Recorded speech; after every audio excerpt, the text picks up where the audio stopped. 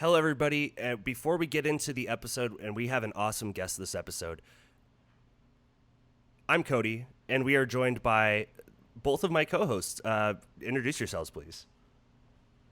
It's Matthew Caudillate. Matt here, ready to talk previews. Yep, and Dorian at Crinkle Biscuit. Yep, and we are here to discuss the our preview card. Thank you to Wizards for giving us this free preview card for Throne of Eldraine, and we're going to bring it up here, and I'll go ahead and read the card, and then I'm sure Matt would love to read the flavor text, as is the Matt's way. So this card is Sage of the Falls. It's 4 and a blue for a 2/5 Merfolk Wizard at uncommon, and it says, whenever Sage of the Falls or another non-human creature enters the battlefield under your control, you may draw a card. If you do, discard a card. And as Kody said, I am the sage of flavor text, so ask a merfolk, even a simple question, and the answer is a journey far beyond the known. That's pretty well written. Yeah. I got to give Wizards, I'm going to give them a mental clap, because we don't have time to clap right now, but that's pretty good. Golf clap. Yeah. Not even time for a golf clap. So Dorian, what do you think of this card at first blush? I mean, this is not something that we could really easily squeeze into Modern, but I think it's an interesting card. Like the effect is good.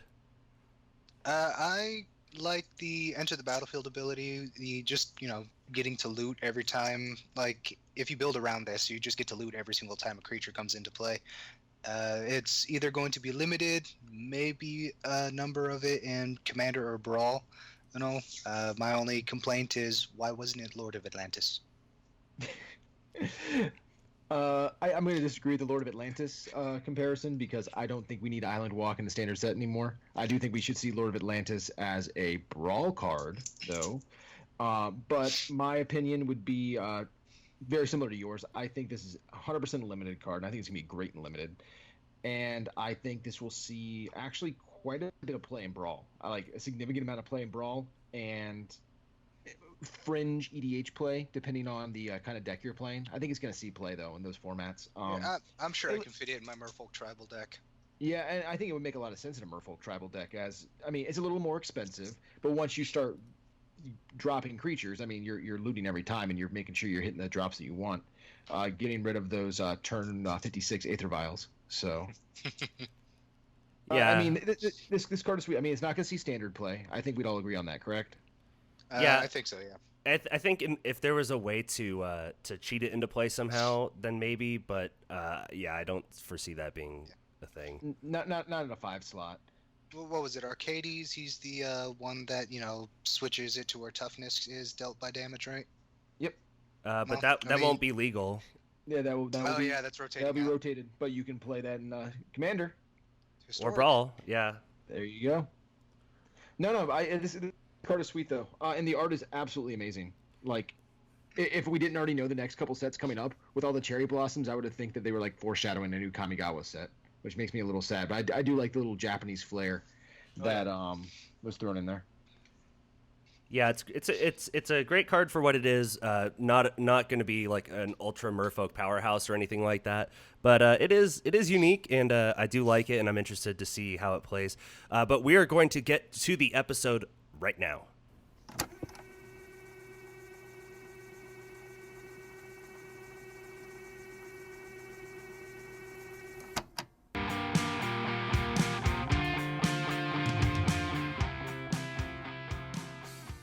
Hello, everyone, and welcome to Fishin, the podcast where we discuss Commander's most competitive tribe and help the whole community become better Merfolk players. I'm Kody, one of the hosts of the show, and Matt's looking at me like I'm going to screw this up again, but I'm not going to screw this up. I'm your Keep host. going, bro. Do this. Eye of the Tiger. You can plow right through this, man. I'm Kody, one of your hosts on this show, and at Not Kody Smith on Twitter, and we also have Dorian. How are you doing, Dorian? I'm doing great. Everybody out there on the internet, you can find me at Crinkle Biscuit. And Matt, are you the other co-host, understudy to Jason Momoa and hot tub swimmer extraordinaire? Yeah, doing great. again, I was telling everybody offline. I got to hug a kangaroo today. That's entertaining. Me and Jace Momoa fist bumped a few times. It's always a pleasure doing that. So, life's kind of grand. It's also been 2 weeks, and I haven't heard back from his official Instagram account to get him on the show. So, write your angry letters, people. We need to get him on the show to discuss Merfolk and Merfolk accessories. That'd be really good. If you're ready for me to actually reach out and call in a few favors, I'll make my Aquaman friend. I'll make it happen. Evil. But without any more delay, because we are kings and queens of talking about random things that are going on in our lives, and I say queen because we have not only a great Magic content creator, but a literal queen of the Fae, Chase. Chase, how are you doing? Good. Hi. You can't see me, but I'm doing like really awesome like arm movements. Like I'm really excited about this. I'm gesticulating a lot, and it's pretty fantastic. But I am at mana curves everywhere. It'll never change ever again. I promise. Does that mean it's changed in the past? It has. It has been so many things. I have had some cringy usernames, and I mean it. They have been cringy. They have had a wide range of quite a wide range of handles. Can we find you at Mana Curves on MySpace? You know what? Just because I'm still using the MySpace, I really enjoy the platform. I just want to make sure we can be friends. I'm going to make the account right now. I'm going to beat you to it. Oh my god. You're making me want to make a MySpace and then have that only be available to my patrons. And I do nothing. I do nothing there except post like really sad Taylor Swift songs and pictures of me with my bangs over my eyes. But what would the intro song to your MySpace page be? That's the burning question. Oh, okay. You only have one chance to make a first impression. Oh, damn. Okay. If I'm going with what is true to my heart and soul, then I feel like I would probably choose Bring Me to Life by Evanescence if I'm going for the full MySpace aesthetic, because man, that hit home for me in middle school. That was like my ish in middle school. That totally makes sense for that era of social media. But actually, we were discussing this because in a Facebook group we were discussing the early 2000s, and AIM came up, and I definitely had a just terrible AIM username. So I'm glad that part of my life is over, and I'm a mature adult, and I do things professionally at all times. And why'd you say that in air quotes, Kody? I didn't say that in air quotes. You did. Yeah, no, I literally heard them. You need to stop holding your sonic body pillow up. That's disgusting. This is a family-friendly podcast, and I don't want to see that. I don't want to see a sonic body pillow, and you flip it over, and it's Sonic is a waifu. He is, and I don't want to see that, and I'm kind of, a little bit offended. And I know that your original AIM username was Sonic Lover 42069 ! !X, and I support that. But I don't really appreciate the fact that you are bringing that pillow into this space. No, see, it was actually much worse than that because I was really cashing in on the fact that I was a ginger, and also had terrible taste in comedy. So awesome. my username, AIM username was CRTTOPCALLATT. You're fired. I guess it also shows that I was a corporate shill at one point. So maybe in a past life I was like selling Viceroy cigarettes or something. I don't know. Oh my god, my old usernames have ranged. It used to be Kinky Clown. I know. Fantastic username. Whoop, edgy, whoop. Beautiful, fantastic. Then it changed to Ginger Jedi because I did the whole redhead thing. And then it changed to Batarang Babe because I was super into comic books and I cosplayed a lot. And I love alliteration. And then I got super hardcore into magic, and I discovered my current name, Mana Curves, and I'm like, that is absolutely amazing. I'm never getting rid of it. So that will be on my tombstone until the day I die. And all my old usernames are so cringy. I logged into Steam the other day and it's like, Battering Babe, we've missed you. And I'm like, no. Please don't. Please don't. I can't do this right now. Well, I need to leave. Yeah, I will see myself out. Thank you so much for listening to the show. We do have a great show for you today. Make sure to share the show with your Merfolk friends, and make sure to rate us in all the places you can rate us, like the Apple Podcast App Store. They don't have to be Merfolk friends, by the way. You could just be friends or Fishy non-friends, friends. acquaintances. Yeah, shout about random it. people on the street. Shout about it like a street side preacher, just apostolizing to the masses. Better yet, kidnap members of the Westboro Baptist Church. Force them to listen to all 77 of our episodes. No. I think Don't do that because that's a crime. Yeah. Share it with your friends, your family, your bedfellows, your enemies, your frenemies, your mean girls, your jocks, your dweebs. My brain is not coming. Yeah, there you go. That said, see you later, boys. That weren't good enough for her. Yeah, totally. Yeah, share it with everyone. Remember? Sorry, you went early 2000s with Evanescence earlier, so Avril Lavigne's like now stuck in my head forever. I tried to forget that moment of my past where I thought I was a badass because I listened to Girlfriend, and I really don't want to relive that right now. Yeah, she gets me, but Avril Lavigne. Wasn't she married to the lead singer of Nickelback? Don't talk about that. Don't talk about that. Okay, don't crap look on at this photograph. Don't crap on Nickelback. I like Nickelback. I do. All I like right. Nickelback. All right. Well, were they married? Yes. They were. Or if it makes you feel any better, or, I hate don't know. Nickelback, but I love Creed. Look at this marriage. I don't know why that would hit me so hard. But remember to go to patreon.com/fishcastmtg, which is where you can support us directly. And you can't see it, but I'm in my new place. So things will get evened out, and I will finally send you all your tokens. I've been meaning to for a while, and I am so sorry. But things will get... I'll get caught back up on all that fun stuff. You can also go to Inks Gaming, inksgaming.com, and use code FISHCAST10 for 10% off at checkout. That is also another great way to support the show. Also to support all the great people over at Inked Gaming, and it has that great Ishton art. So if you're into that sort of thing, then... And soon, Kody will release our lost episode. What? No, I will find that episode. I promise. It got lost we had in the an episode move. where we were finally current, and Kody lost it.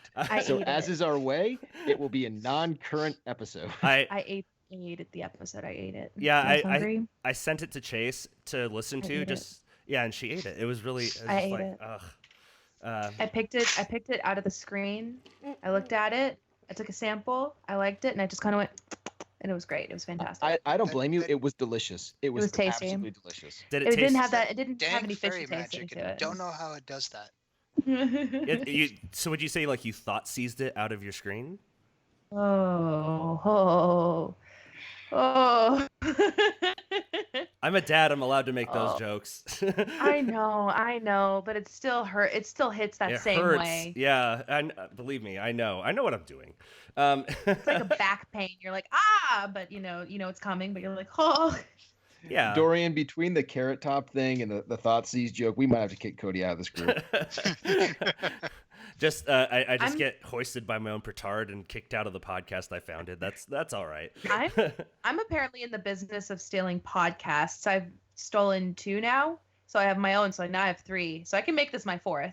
Oh, if no. you want to replace Cody, you're more than welcome. Cool. So I already you're saying you are a thieving sprite? There we go. See, that one was good. That one made me feel. That made me feel again. Actually, it made me believe in love again. And I've been missing that for so long. Thank you.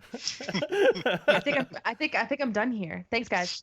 All right. See you later, Chase. We Have had a good night, a everyone. podcast actually with her involved, and since she just left, we got to figure out something on the fly. The fly fish. No. I was gonna lean more into like a fairy angle for that because most fairies fly. Well, yeah, but I'm on like your podcast, so I'm trying to be like in like out of my like element. I'm like a fish out of water. Ah. Boom. We're done here. Fantastic. Nailed Hello, it. everybody. Welcome to Fly Fishing, Episode 1. It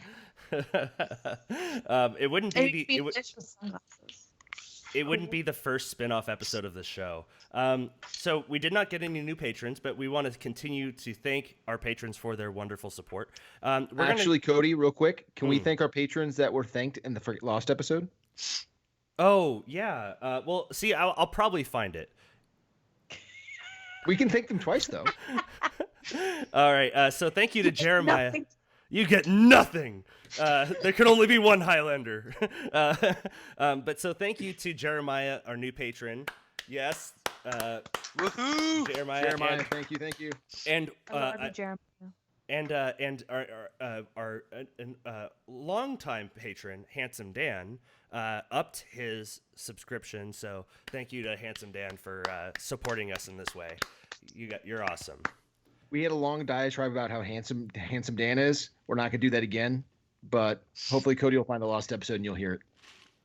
It's not technically lost because they haven't heard it yet. Is it found? Do you know where it is? I told you Chase ate it, or Chase admitted to it. I ate it, and you know what? I ate it because of Handsome Dan. So leave me alone. I have my reasons. Y'all really shouldn't be judging me. Maybe I was hungry. Maybe if Chase just like opens her mouth into the microphone, we'll hear it. We'll hear the echoes of us describing how handsome Dan is. This can go one of two ways. I could do what you have requested, and you could actually do the lost episode, or what I really want to do is do that but make a really uncomfortable noise. But I don't think you're gonna like that. Can we do the uncomfortable noise now? Yeah, Is this the one from Dumb and Dumber? Let's I'm hear. gonna get really close to the microphone. All right. So, All right. It's like an ASMR video. yeah, that is like an uncomfortable. I don't do good noises. I do cringe noises that make you hate having a headset on your. I literally see you popped off one like earphone. Like you don't want to hear like.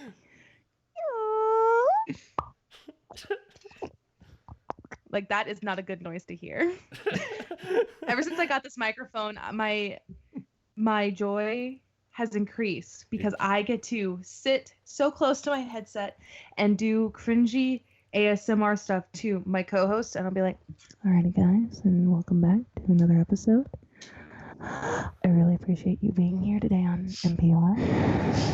Like So what you're saying is your fifth podcast is just gonna be uncomfortable noises with mana curves? Honestly, I feel like that would just do very well on my Patreon. But it was just like, I'm gonna do you submit some weird noises, I'll make the weird noises. I'll be like, and welcome back to ASMR. Our point of view today is you are at an open, and I'm your opponent playing Tron. Alrighty, turn one. We're going to do Moses Tower. Oh my gosh! How horrible! You just made so Matt is actually a Tron player, so like you probably made him very happy. Matt's like, yes, this is my fantasy. Turn one. Forest. Oh, horrible. Really? Turn one forest? No Tron player wants to turn one forest. I know. Anyway, let's go in. I think this is the longest. Lord Buzz Killington. I think this is the longest. Honestly, I'm so bad. I'm sorry. I'm really bad for podcasts that are like, we need to be on schedule. I am the queen of tangents, and I will mess it up. No, it's fine. Believe me, if we were super against this, then we would have stopped it a long time ago. And this is not. That's just not how we are. Yeah. So we have the random Merfolk, and we had Chase pick the random Merfolk. So do you want to read this card, Chase, or do you want to assign one of us to read the card for you?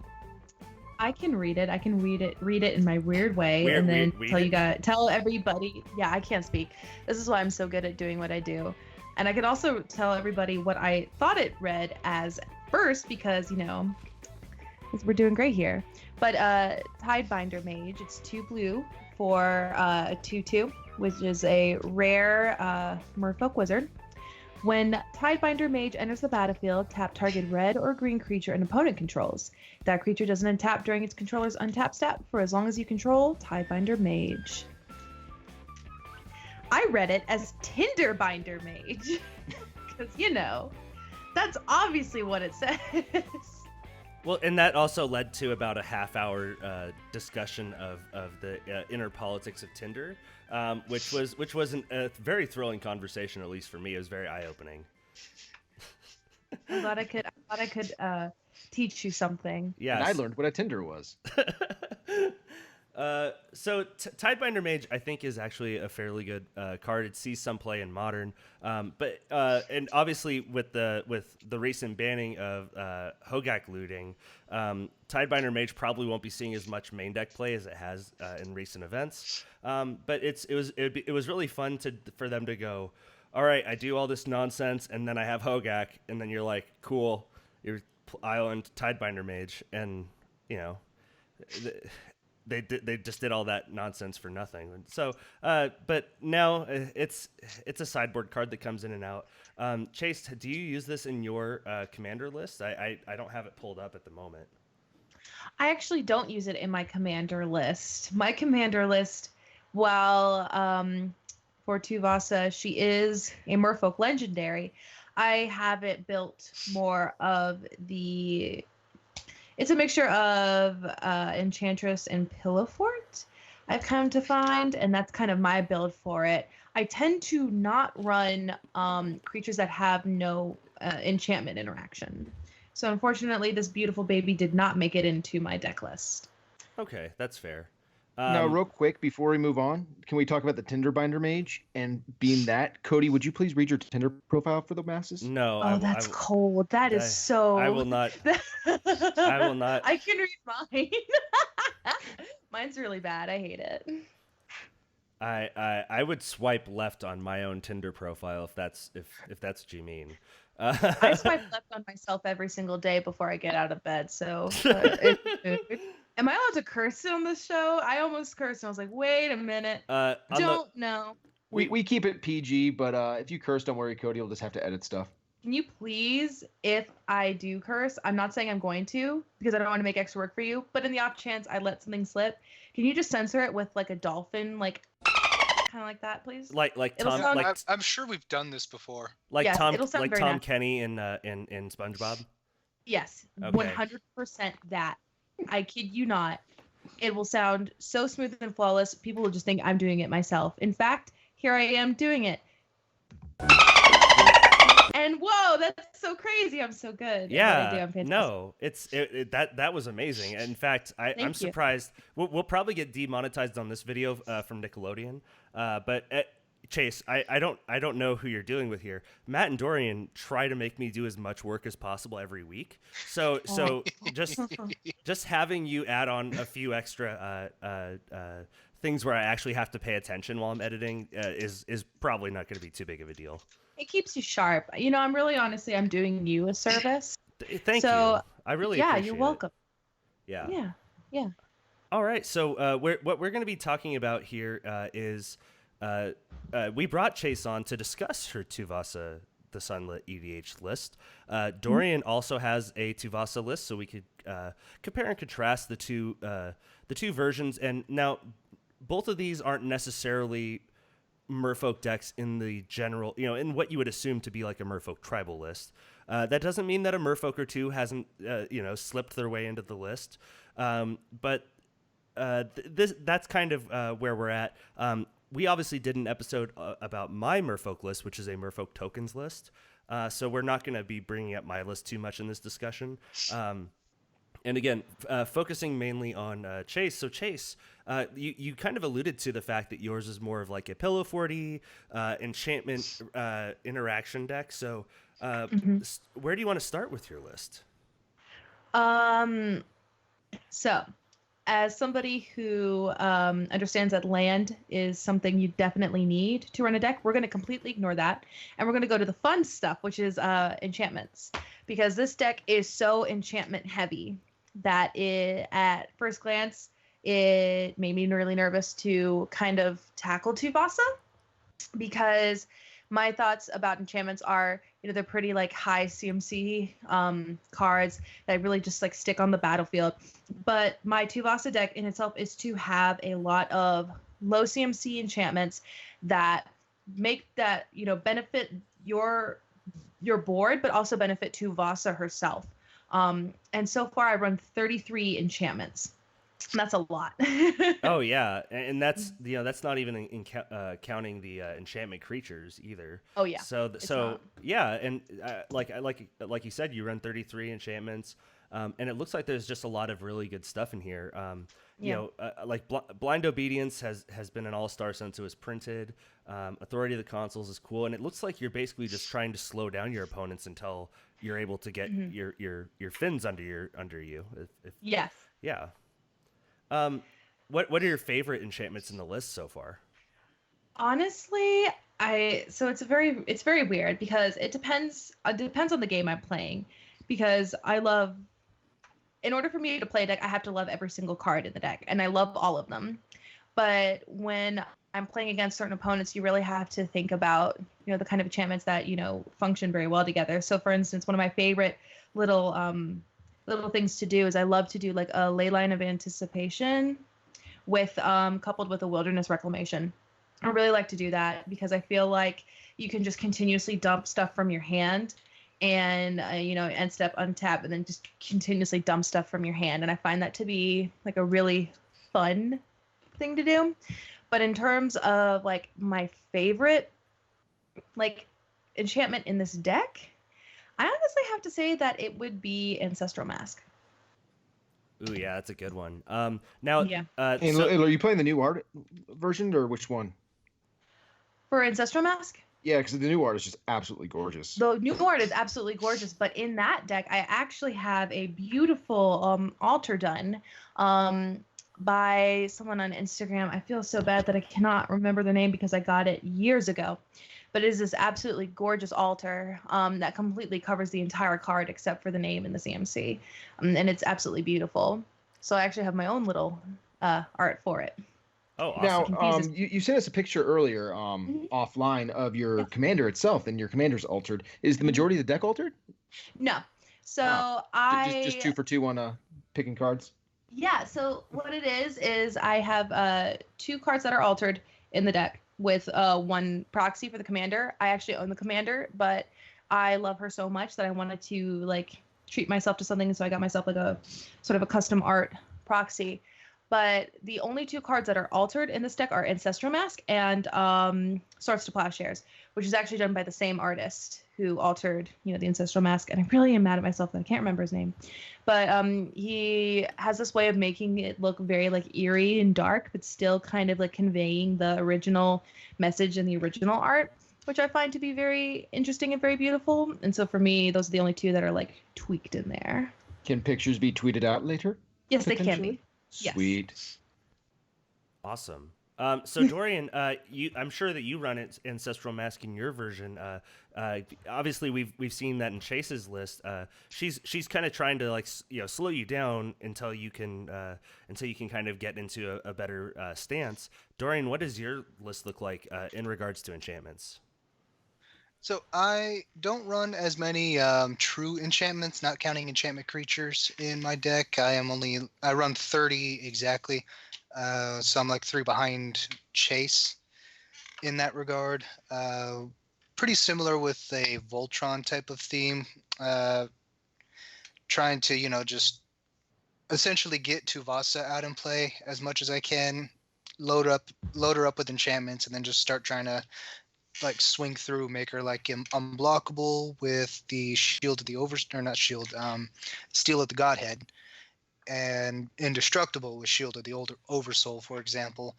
But to get to that, I do run a small Pillow Fort sub-theme with the main 3 of Sphere of Safety, Propaganda, and Ghostly Prison. Okay. I mean, there's honestly no reason to not run those. Yes, I mean, especially in an enchantment-based deck, it's amazing. The thing where I think I detract most from Chase's list, though, is I run Enchanted Evening, which turns all permanents into enchantments in addition to their other types. As well as Starfield of Nyx, which is kind of like a opalescence effect when I have 5 or more enchantments, but its main thing that I use it for is just pretty much reanimating enchantments from the graveyard. I just pick an enchantment, put it into play, and then I get to do whatever I want with it. And those 2 that I like the most are Seal of Cleansing and Seal of Primordium. So I turn everything into enchantments. I have Seal of Cleansing, Seal of Primordium to as enchantment naturalize effects, and then bring them back with Starfield of Nyx. So as I'm beating you down with Tuvasa, I'm making sure that you can't do anything against me. I actually am desperate for an Enchanted Evening. I have been searching high and low for one of those cards. I'm the kind of person that doesn't like to order offline usually. So because I kind of like to, like trade or like let things come to me. So Enchanted Evening, a beautiful and fantastic card that would definitely be in my list if I could somehow find it.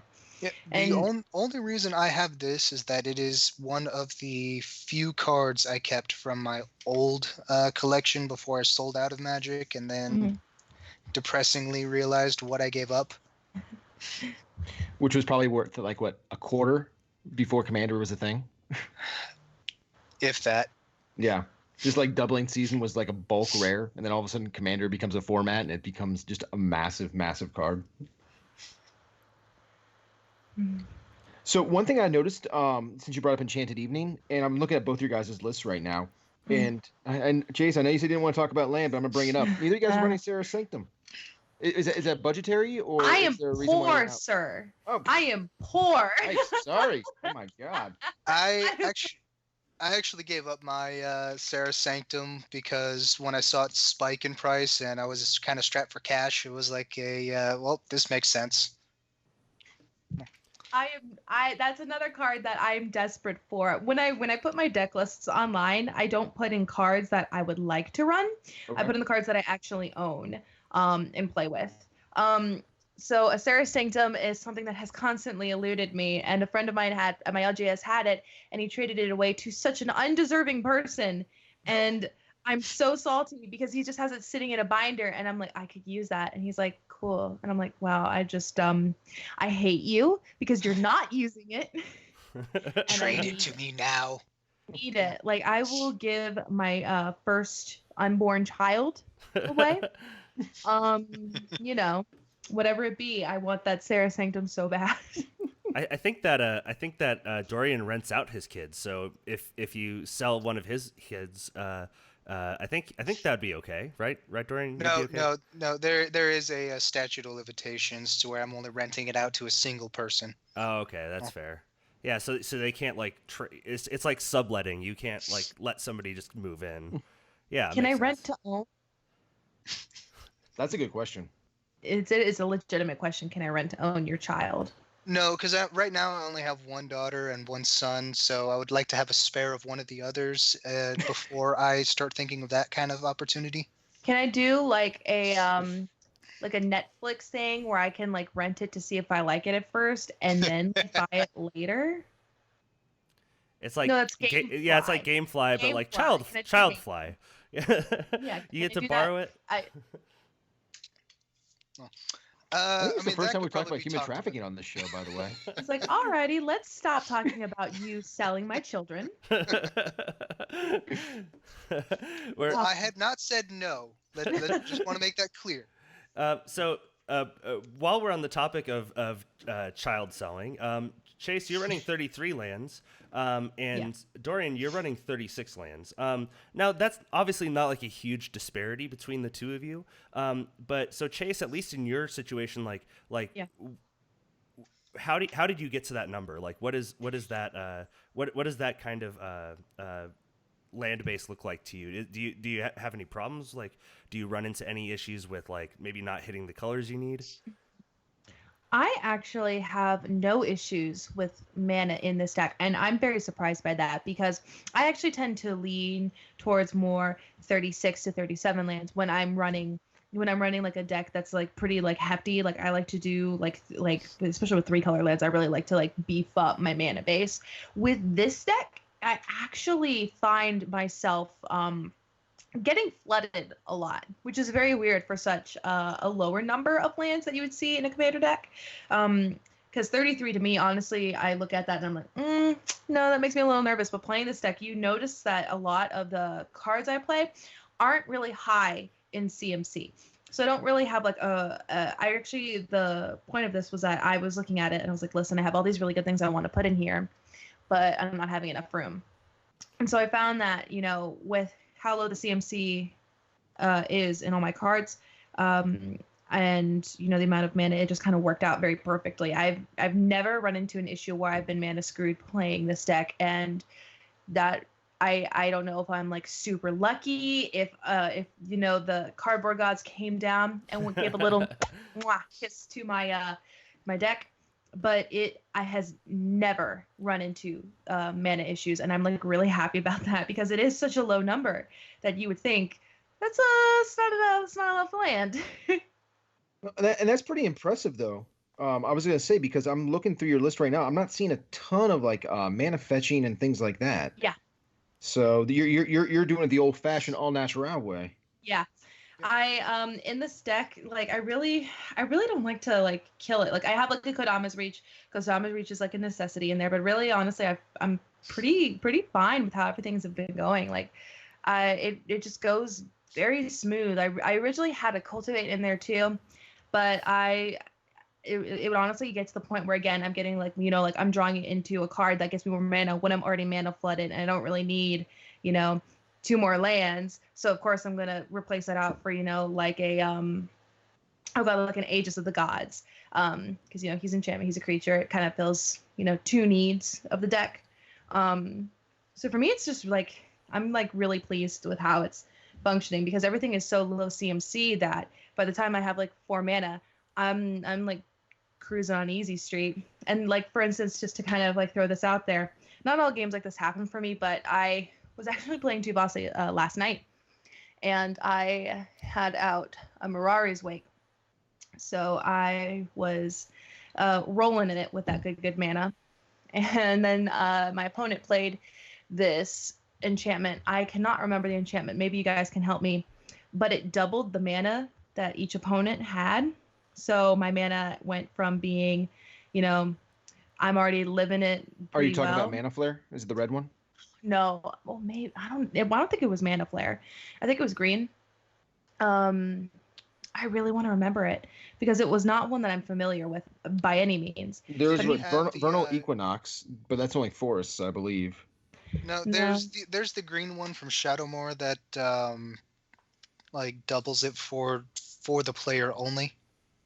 It doubled it for everybody because he played it, and I don't remember what it was. Heartbeat of Spring. That's from Kamigawa. That one doubles it for everybody. There we go. So I went from, you know, having like Mari's Wake to having that out, and I was just living it up, and I was pretty much just getting to a point where I was like, man, I should put more card draw in this deck, because I'm just drawing into nothing but lands and instants, and I need more enchantments. See, no, it's weird that you say that, though, because looking at it, you have Ristic Study. Yeah. Then I was seeing, what was the one? Enchantress Presence. Yes. Is another one. And then you have, you know, Argothian Enchantress. Yeah. The Eidolon of Blossoms. Mm-hmm. And let's see, Mesa Enchantress and Satyr Enchanter. No. Which, you know, I run all of those except for the Ristic Study in mine. I have the green one, Verduran Enchantress, in its place, basically. Like, so those things do stimulate card draw for me. I found that in my games, it's either I am getting so much card draw, I'm afraid I might kill myself. Whereas other games I'm playing, I'm like, good God, please give me something here to stimulate this, because I am going crazy. Like, there have been times where, you know, like, I'm like, okay, give me something, give me card draw. And then I'll like mid-game, I'll get a Mystic Remora, and I'm like, are you kidding me with this? or like in the very beginning, I'll like turn like I'll have like 2 white out and I'll be able to get out that like Mesa Enchantress and like cool, okay, I can kind of like get some good card draw going here. Tuvasa, she herself is good card draw, but she's only once per turn. So for me, that made me very sad because when I first picked her up, I was like, oh, she's so busted every time you play an enchantment. And then I'm like, oh, it would help if I read the card. That would be beautiful. I'm in this photo and I don't like it. It's either I get too much or too little. I'm the uncool person here. I am the only one without a Tuvasa deck, but I've played a very similar enchantment-based deck before. Yes. And I ran a Lab Maniac of mine for those situations where I'm just drawing so much, I need to make sure I don't kill myself. Have you ever thought about doing that, or have you tried in the past, or did it work for you, or is there a reason why you're not running one? That is a good suggestion. Honestly, I've come close to decking myself, but I've never killed myself that way. That is actually a really good idea. I actually did not think of that. I really like that idea. Well, especially since you're playing the ley line that gives everything flash. I mean, if you're getting close to decking yourself, you can just kind of flash them in, draw your last card, and win the game. Yeah, exactly. I really like that, actually. I like that idea. Or the new Jace, if that's better. I like the new Jace, but I feel like he just doesn't like fit. He's like he's a much harder casting cost too as well. Yeah, with that, was it triple blue? Yep. The Lab Maniac, I feel just in terms of like CMC would be better too. I do like that idea. Actually, I've never had that idea to kind of, insert some humor, even though, I've sucked all the humor out of it. The most idiotic way I killed myself in Magic was I was playing my Una EDH deck, and that deck is more flavor than anything else. So it's not really like competitive. It's not really fantastic. I just play it because, it has my favorite creature. It makes me happy. I had 2 life left, and then I was like, okay, it's just me and my friend John. I'm going to win. And I didn't read the card, and I casted a Thoughtseize and killed myself, and I screamed so loud. I was so mad at myself. I was like, are you kidding? I was like, wait a minute, I'm dead. And he goes, what? And I was like, I Thoughtseize myself. And he goes, bro, my God. And I actually was silent with rage. I was like, I can't believe I did this to myself. If it makes you feel better, I did that exact thing when Thoughtseize was reprinted in Theros Standard. That story made my heart happy, though. So Chase, it brought joy to somebody. Fantastic. My pain can finally have some good impact on the world. So yeah, it sounds like like you said with Tuvasa, you have basically all the enchantresses in here, and Tuvasa's enchantress-ish, and there, I don't see a lot of ways in your deck here to kind of keep your max hand size full, I guess. Obviously, I'm not saying that I'm not here to tell you how to play your deck, because obviously it's worked out fairly well for you, and at least in most cases. But have you ever considered any sort? I mean, obviously there's Reliquary Tower and the usual suspects, but it's kind of cool actually that you don't have those. Like, you can put more of what you want in there. Really, honestly, when it comes to this deck, I think I do run a Reliquary Tower right now. I'm not really sure. I can't remember off of my list. But when it came to originally making this deck, to be honest, all the stuff is so low in CMC, I don't really find myself being like, crap, I can't cast this turn, I'm going to have to discard. And usually when I do move down to hand size, I do it in a very purposeful manner. So for instance, I have, I'll just go here to my little deck list. So for instance, if I'm like, God, I'm really hurting for mana right now, or I casted something really big and I'm 1 mana short, I will usually discard cards to the graveyard. I won't worry about it because I do have forms of recursion in here. So I do have stuff. I have Open the Vaults, which honestly, fantastic, beautiful card, helps honestly save my life a lot. Then I have cards like Auramancer, fantastic. Hannah's Ship's Navigator, I don't have to worry about it.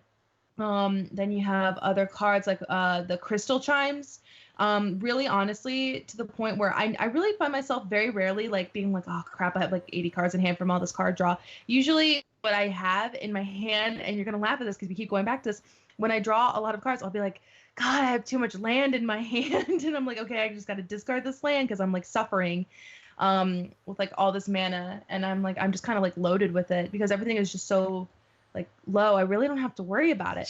But I do have like ways to get things back. And people often forget that because, you know, they look at my colors, they look at Bant, and they don't really see that to be like, you know, people look at my deck and they're like, it's enchantments. How's she going to get that back? Yeah. But I have very planned out, calculated ways to do that. I mean, you do, like I said, Crystal Chimes, cards like that. You'd also have Starfield of Nyx. I mean, like, I have ways to get things back. And so a lot of people will look at that and they'll be like, okay, well, she's obviously, you know, running out of steam because she's discarding a lot. And I'll end up really getting that back onto the battlefield, which for me, I think kind of people underestimate that. And Tuvasa is actually one of the decks that I don't really lose with. And that sounds like super like pretentious, but like I have her so tweaked to my play style and I know the deck so well that I don't really lose with her.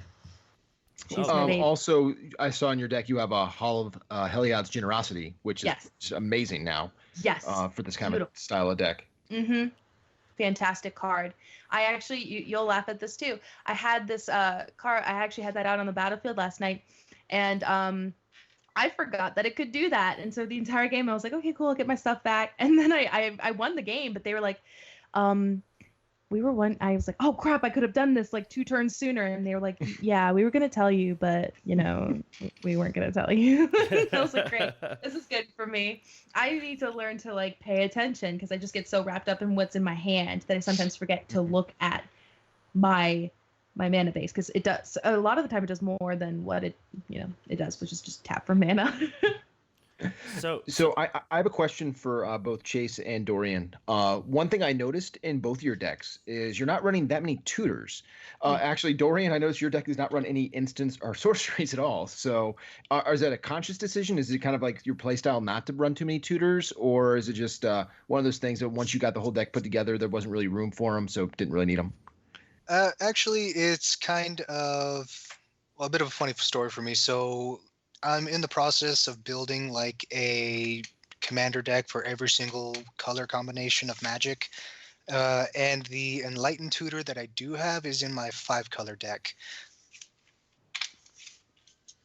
For me, I do have a few ways to kind of get what I want here. I kid you not, just yesterday put an Enlightened Tutor in. So that is a brand new tweak to it that I do have, is that Enlightened Tutor, which I cried happy, beautiful tears of joy when I got, because I was able to go up to Asheville at my old LGS and get some cards that my hometown LGS does not have. And so that Enlightened Tutor was like a beautiful moment for me because I was like, it's happening. She's getting better. But in terms of like strong now. Yeah.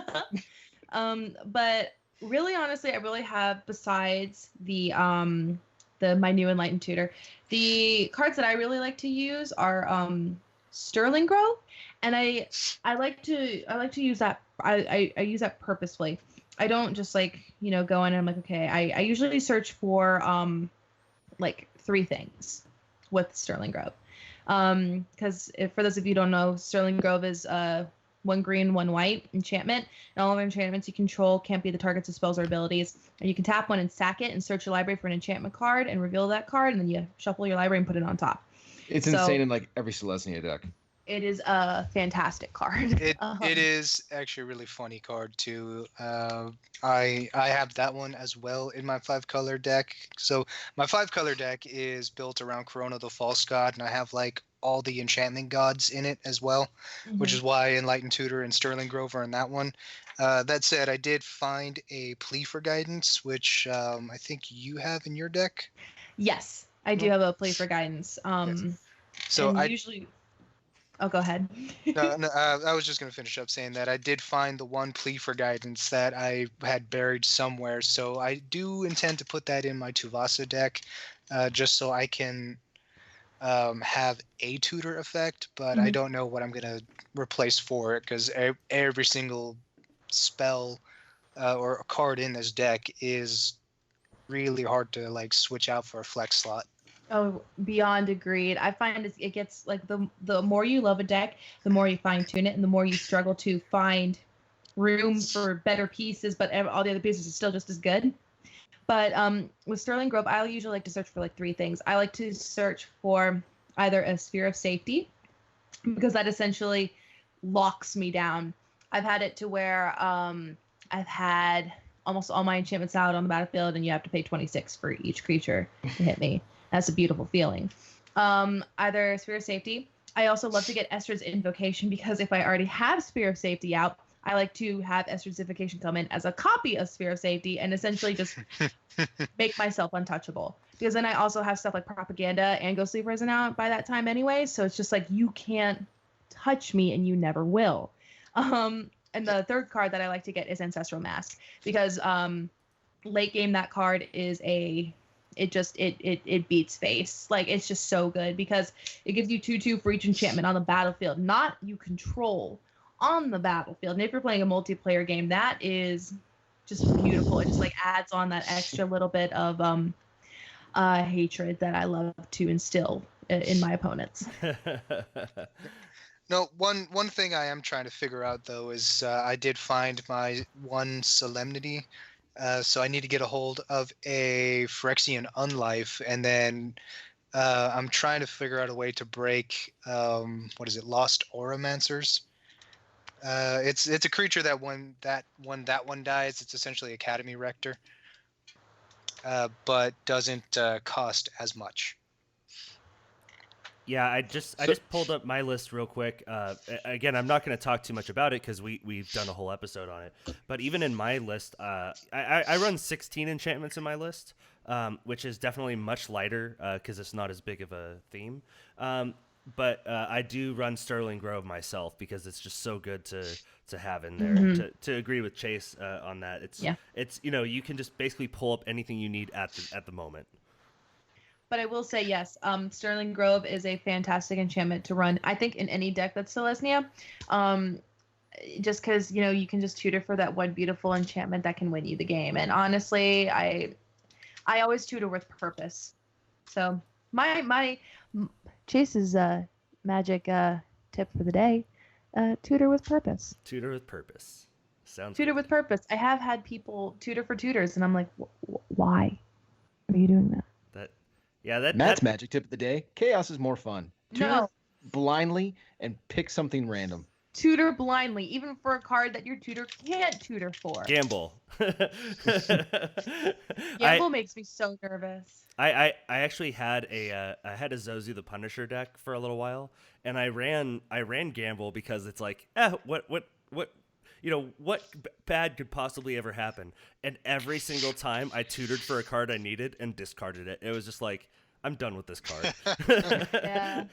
Sometimes I'm a firm believer that there are cards in your deck that don't want to be played, or don't want to be played as in like when you play them, they're like, no, we're not going to work the way you want. Or they don't want to be played as in you will never find them and draw them or play them in your game, even though you're just like, yeah, this is happening. I firmly believe that sometimes the heart of the cards, Yugi, is real and does not want to work for you. Yeah, well, that's we're not. Sometimes you're Yugi, sometimes you're Seto Kaiba. There are no bad cards in my grandfather's deck, Kaiba. It came out whisperier, and I tried to make it like deep and raspy, and that came out the exact opposite. Well, oh my god! I tried to go Kaiba. There it is. That sounded scarier. Yeah. Yes. I could. Speaking of which, did anybody ever see the abridged series of Yu-Gi-Oh? Yeah, I had a dual disc growing up. Ooh. Yeah, I was for one day in kindergarten, I was like super popular. I was like, blah, I have my dual disc, and they're like, oh my god, a dual disc, and I'm like, yep, you wish you were me. No, I was a big Pokemon card game player until I got a hold of Magic for the first time, and I was like, oh, this is pretty much like Pokemon, but slightly more fun. Closer to my love of D&D.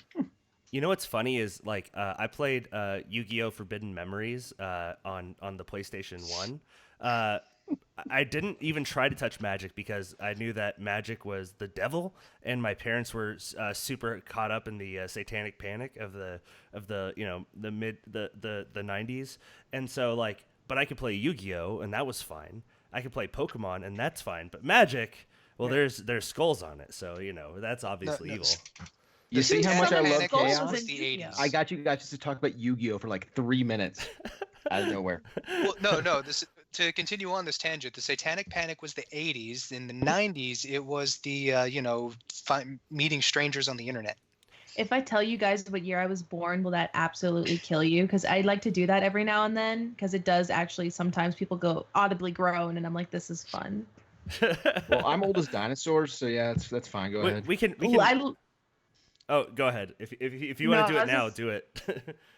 I literally, there was like this like post going around on Twitter where people were like, like when did you start playing Magic? And I was like, oh, I started around like Shadows. And this guy commented, I mean, I shout out to this guy, I can't remember his username, but he was like, I started playing in 96. And I was like, I was born in 96. Oh.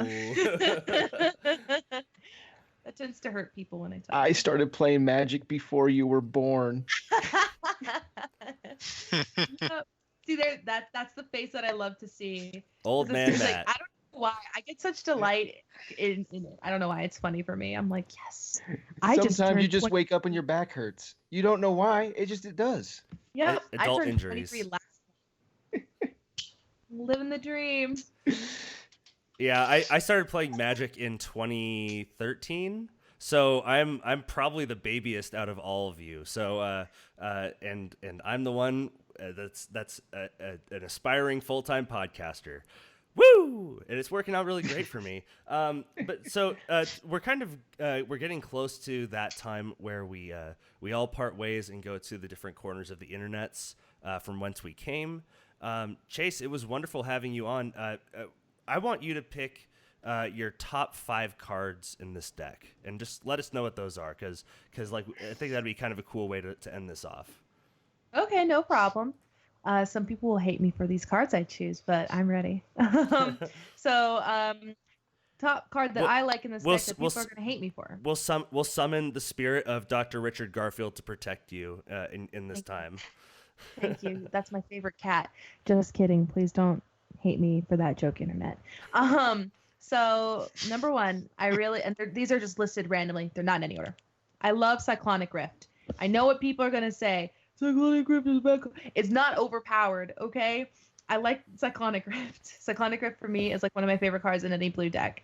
I love Estrid the Masked. I love Estrid the Masked because she has an ability pretty much that, just makes like an enchantment that you attach, and it's a mask, and it does nothing, but in Tuvasa it's bananas because it's essentially just like a plus tick. You get an enchantment, you attach that, and you just keep doing that and keep doing that and keep doing that and keep doing that. It makes her bigger, bigger, bigger, which I find to be fantastic.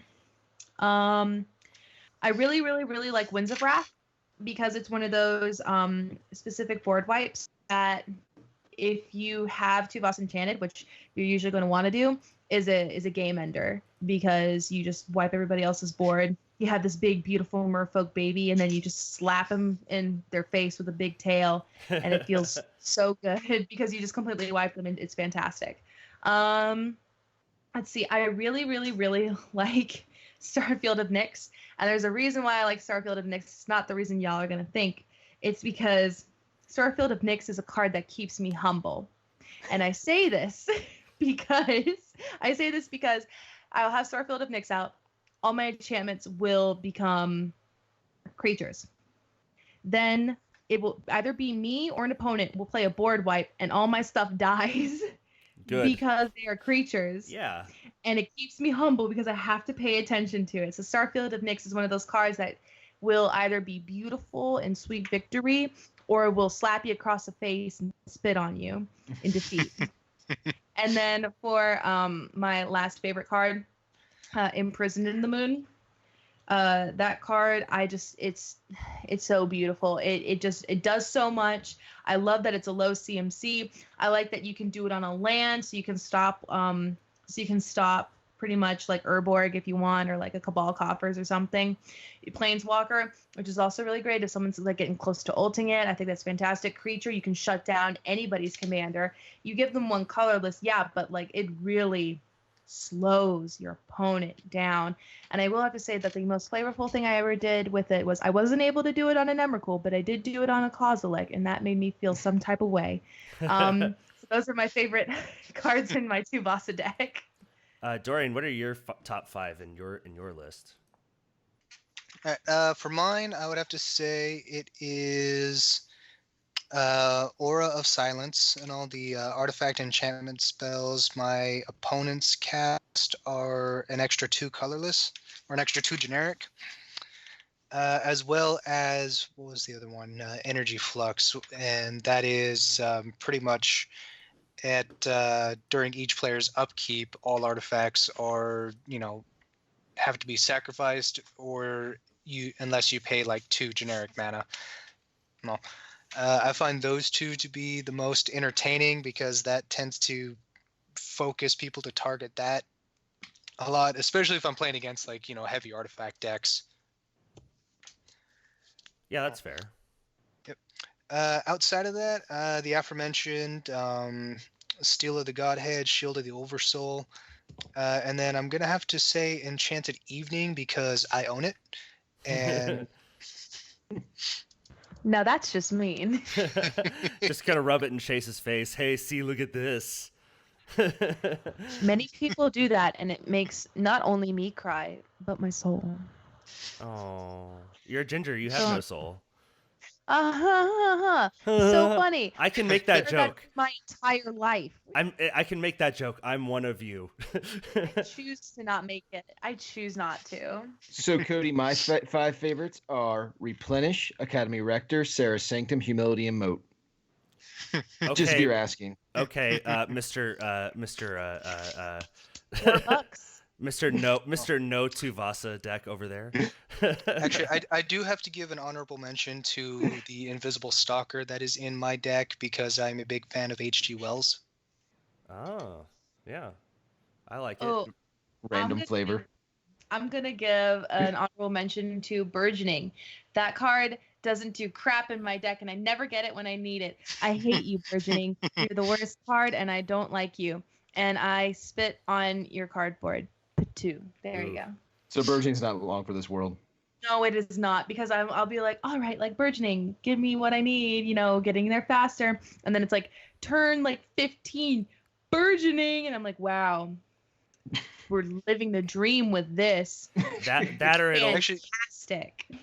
Burgeoning exists in my Gitrog monster deck that I technically built for my wife.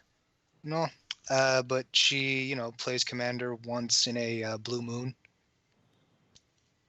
Well, and at least in my I have similar troubles with Burgeoning as you, Chase, where it'll either be in my opening hand and I'll be like, oh sweet, this is gonna be so great, and like I'll be like, yeah, I have 3 lands plus Burgeoning. I'm gonna be at 3 mana on turn 2, and then I just won't draw lands for like ever.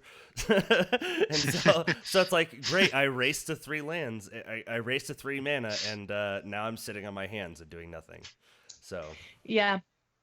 It feels good. It feels good. And then like you'll lend your deck to somebody and you'll be like, yeah, you can play this deck. And they'll be like, turn 1 Burgeoning. And I'm like, you know what? I hate you. You don't deserve this. You don't deserve any of this. And it's all for me. And I have feelings and they're not positive.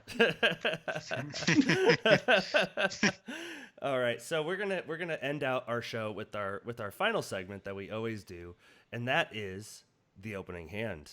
I need to come up with some snazzy music for that. I've definitely smooth jazz. Smooth jazz. Oh, I can do it. Hold on. I can do it. So opening hand. That was my saxophone. Okay, in all fairness, Kody, you have to play that every single time now. I'm gonna cut it out, and we'll have to pay Chase some sort of residuals. You get 1 hay penny per episode.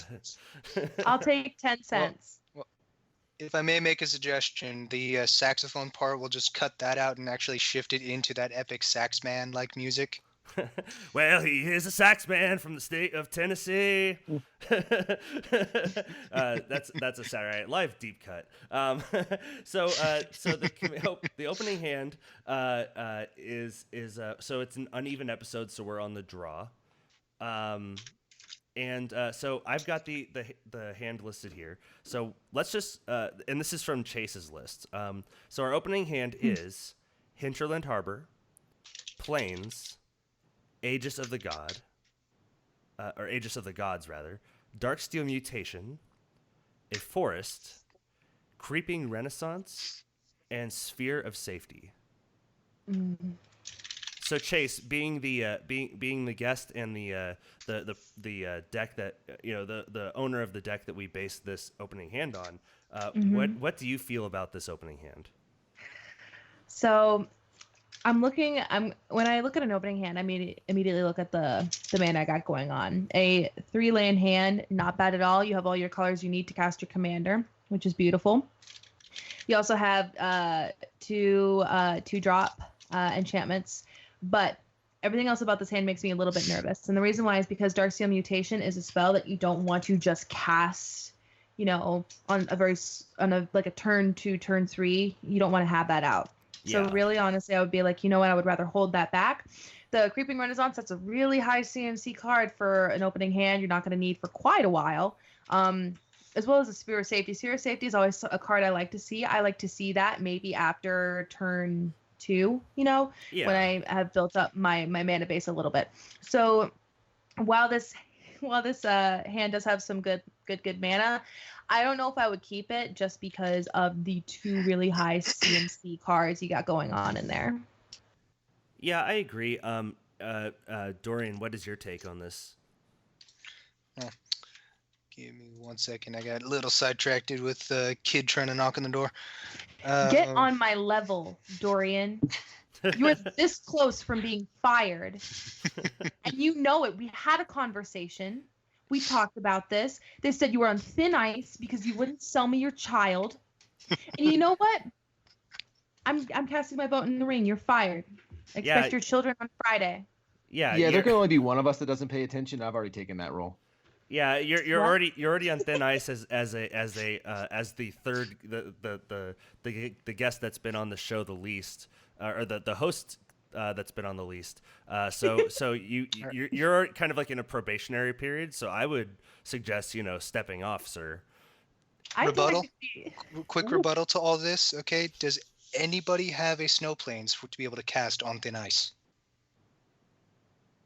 No. Boo. No. Boo! Boo! You suck. Okay, Dorian, what do you think about this hand? For me and all, since I have no experience with Chase's deck, I'm just gonna say this is a snap keep. You have Darksteel Mutation because you can, cast it on any turn 1 commander if you are, gonna be up against someone like that. Aegis of the Gods gives you, hexproof. It is like one of the best things to do. And if you end up drawing into like a Sterling Grove in the one of 90, 2 cards left in the library, then Aegis of the Gods has Shroud and you have hexproof. Are you just doing this to disagree with Chase? Because yes, exactly. Okay, that's all I'm doing. I hope you know that my dad works for Nintendo, so I know exactly where you live. I'm going to come over. I'm going to beat you up. I'm going to steal your wife. And I will steal your children. I can do it. I know I can do it. I'm in the business. I'm in that business. Dorian, that's what you get for That's what you get for registering your GameCube. You shouldn't have done that. No, it was probably because I registered my Nintendo DS. So. Yeah, that's you shouldn't have done that. Now Chase is gonna get you. Wave hi to the DS camera. I can see you there. Technically, mine is closed and turned off. So if you can see me through that, it's never closed and off. It's never closed and off. Catch these hands and Picto chat. Come at me. Round 1. Fight. My little brother and I, we weren't allowed to play our video games during the week. But what we would do is we'd keep our DSs in bed, and we would picto-chat each other. Like we were in a bunk bed, and he was on top and I was on bottom, and we would picto-chat each other like while we were just like laying in bed at night because we just didn't want to go to sleep. So I actually got a lot of mileage out of picto-chat. Don't at me. When I was a kid, the Game Boy was a giant gray brick, and you had to actually have a flashlight to play it at night. No, you had the curly worm light. I played on that as well. You got the curly worm light. It's easy. It's easy. Chase, what was your first Game Boy? I had a little Game Boy Advance. It was lime green. I don't know why I chose that one. And I have 2 memories of games. I don't remember which one came first. One was the SpongeBob game, and it was a little like side scroller SpongeBob game that was absolutely fantastic. And the other was Hamtaro. And I, to this day, as a 23-year-old woman, cannot beat it. It's like really hard. It's like Hamtaro, like Ham Adventure or something. And I'm like, God, why can't I get this? Was it SpongeBob: The Battle for Bikini Bottom? I don't think it. I don't. Maybe because I had the Battle for Bikini Bottom on Xbox, and that game, masterpiece, beautiful masterpiece. But the one on the Game Boy, I remember that it kind of reminded me of Mario because you could ride Mystery, and in order to get to like certain like platforms in the game, you would have to do the old abandon Yoshi thing and like jump to get up there, and I would have to do that with Mystery, and it would break my heart.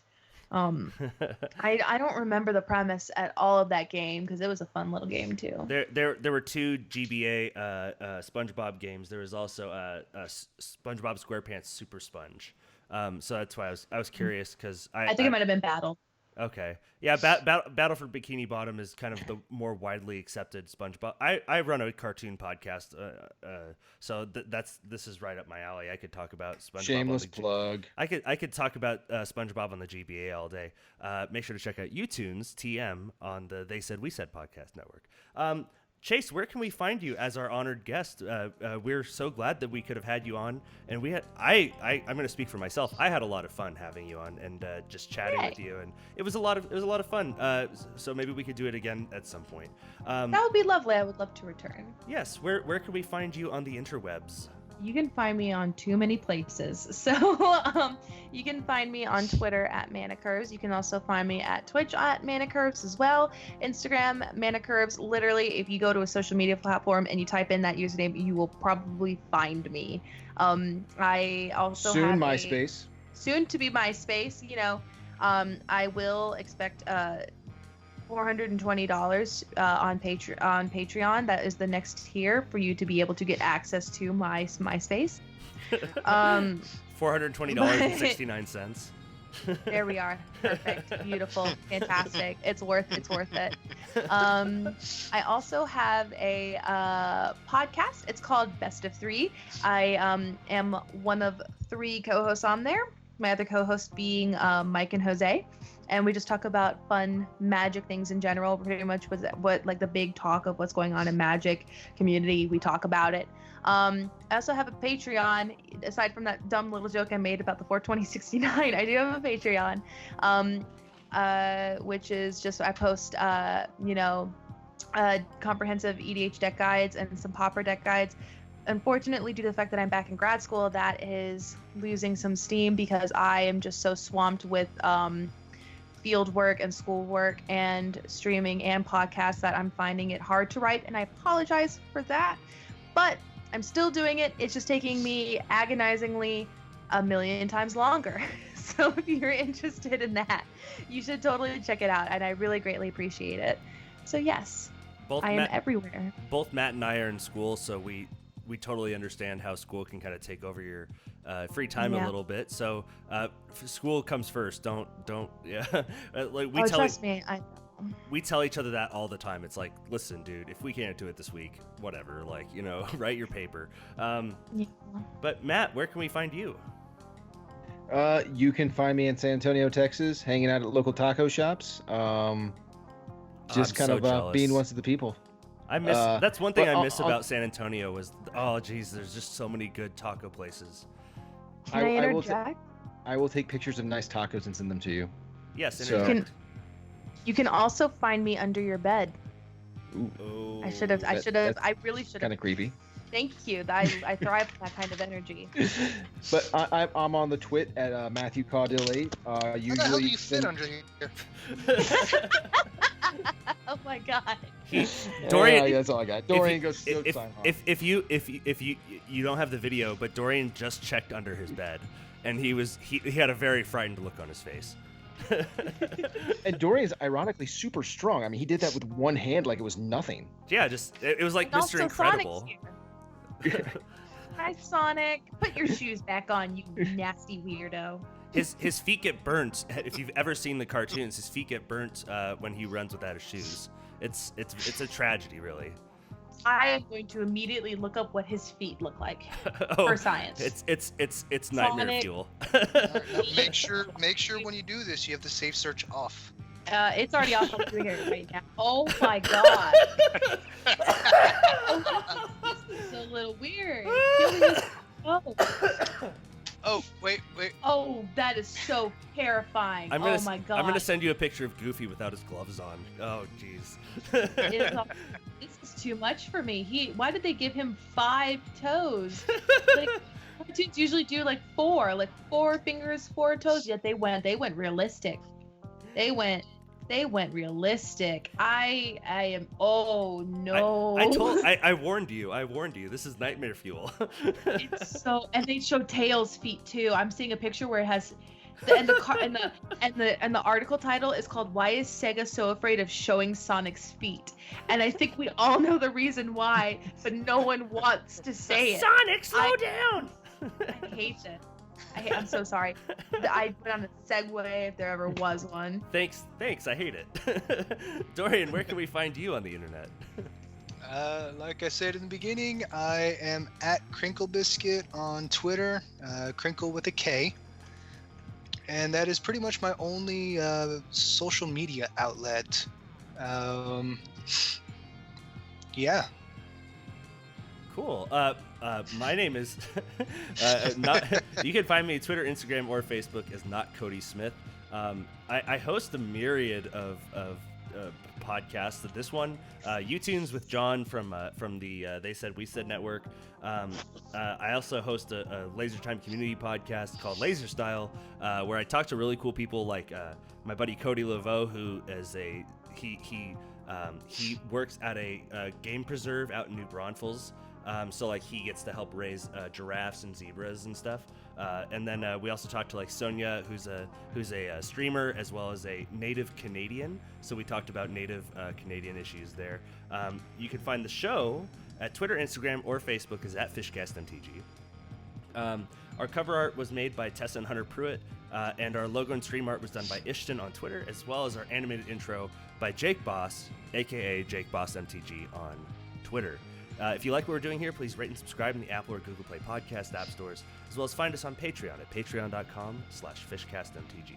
Thank you again, Chase, for coming on. We do appreciate you taking the time to discuss Tuvasa with us and go on numerous tangents, but that is what we're all about on the show, so you fit right in. Fantastic. I was about to go on another tangent, but I'm like, God, he's doing his closing. I can't do another. I'm gonna leave it alone. I'm gonna back off from it. I'm like Ron Burgundy, so if the script ever gets changed, I get totally lost.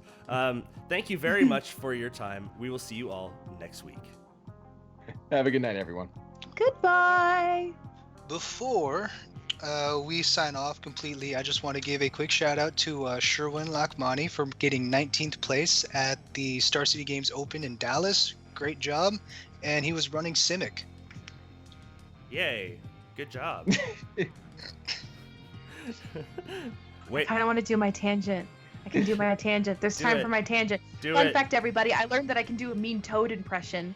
And I bothered my friends this weekend with it with no end. Oh, and so don't. For just $30 on these lovely gentlemen's Patreon, you can get access to this exclusive sound bit. Hello! Oh my gosh. It's from the Super Mario Super Show. Jesus. Like, why did they give him that voice? I'm Toad! Mario!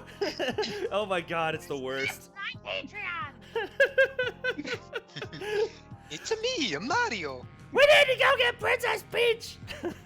Yeah. So. What are you doing, Mario? Unlimited access to that. That just sounds like a New Jersey mother. a Jewish New Jersey mother.